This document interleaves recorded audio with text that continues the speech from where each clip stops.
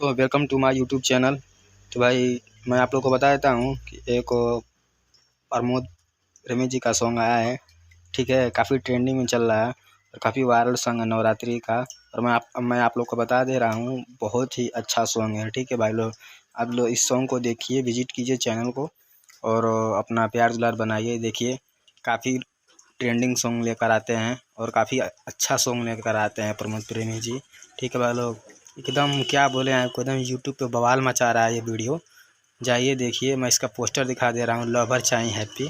ठीक है, अभी सुबह में रिलीज हुआ है। ठीक है भाई लोग, और काफ़ी अच्छा सॉन्ग है। एकदम बवाल मचा रहा है यूट्यूब पे काफ़ी। ठीक है भाई लोग, तो चैनल को सब्सक्राइब करें, बेल आइकन को प्रेस करें। अभी मैं आप लोग को इसका वीडियो क्लिप दिखा दे रहा हूँ। ठीक है भाई लोग, और देखिए। और मैं बता दे रहा हूँ, इसका जो राइटर हैं वो है कृष्णा बेदर्जी। ठीक है, बहुत ही अच्छा सॉन्ग आया है। तो आप लोग चैनल को सब्सक्राइब करें और देखिए, मैं इसका वीडियो क्लिप भी दिखा दे रहा हूँ।